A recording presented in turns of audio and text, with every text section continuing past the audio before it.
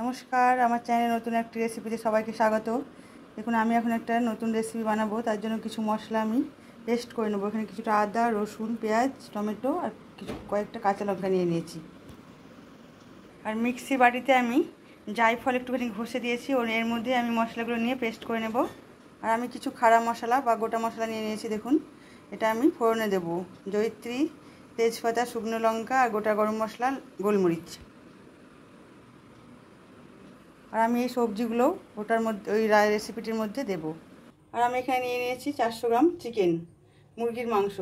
আর নিয়ে নিয়েছি এই যে 400 গ্রাম মতো বাঁশকাঠি চাল বা বিরিয়ানির চাল। এটা তো এই চালটা আমি এখন আধ ঘন্টা এটা ভিজিয়ে রাখবো।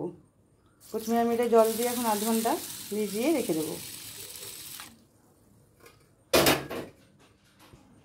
তো এই যে মশলাটা আমি এখন পেস্ট করে নিই। তো বন্ধুরা, বুঝতে পারছেন আমি কি বানাবো। যেমন আমরা 100 বারে ডাল রান্না করি এক ফোড়নেই, সেরকমভাবে আমি আজকে না বিরিয়ানি না মাংস ভাত, একদম মানে একসঙ্গে এটা কিভাবে আমি রান্নাটা করি দেখুন।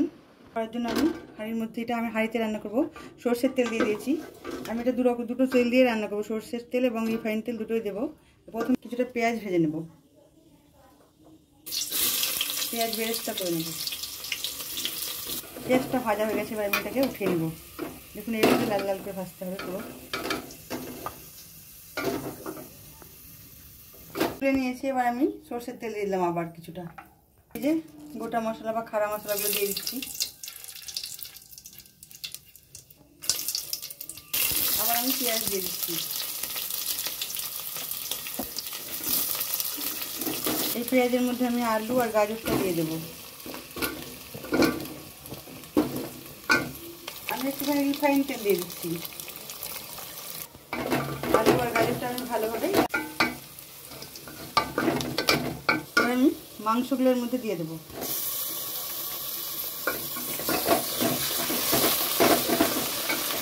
কম ছিল, অল্প মাংস, দেখুন একসাবারে এটা রান্না করে নিচ্ছি।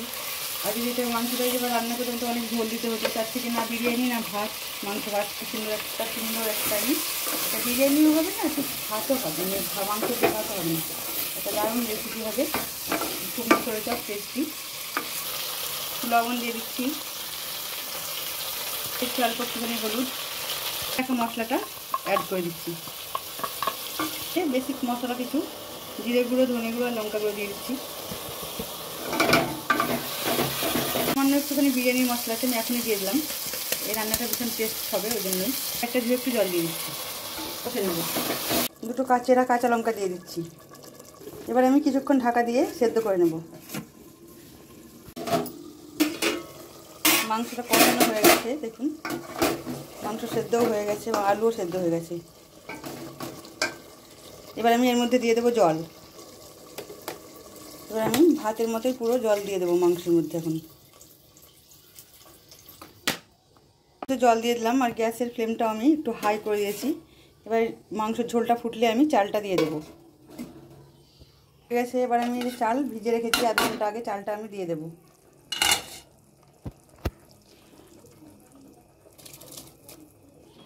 এভাবে আমি পুরো চালটা এবার ঝোলের মধ্যে ঢেলে দেব। এই চালটা আমি দিয়ে দিয়েছি। এবার আমি এটাকে ভালোভাবে ফুটিয়ে নেব, একটু হাই ফ্লেমে এটাকে আমি ফুটিয়ে নেব। চাল দিয়ে দিয়েছি, দেখুন এই যে। এবার আমি এটাকে হাই ফ্লেমে আমি এটাকে 10 মিনিট ফুটিয়ে নেব। ঢাকা দিয়ে দিলাম, গ্যাসটাও একটুখানি বাড়িয়ে দিলাম। 10 মিনিট পর দেখুন আমি খুললাম ঢাকাটা। এই যে বেশি নাড়বো না, ভাত হয়ে এসছে।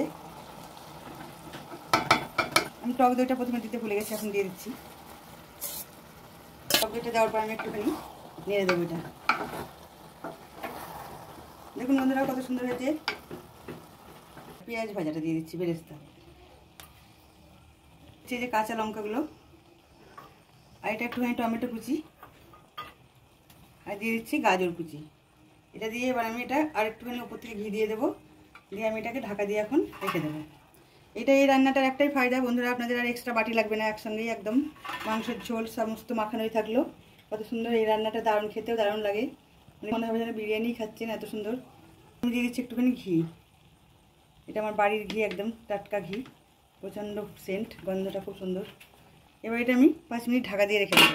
দেখুন আমি 5 মিনিট পর ফিরে এসেছি, কত সুন্দর হয়েছে দেখুন। আর আমি একটু ভেতর থেকে এইভাবে এটাকে নাড়িয়ে দিলাম যাতে না লেগে যায়। কত সুন্দর, কত স্পাইসি হয়েছে, খুব টেস্টি হয় এটা। একসাথে রান্নাটা করে নিলাম।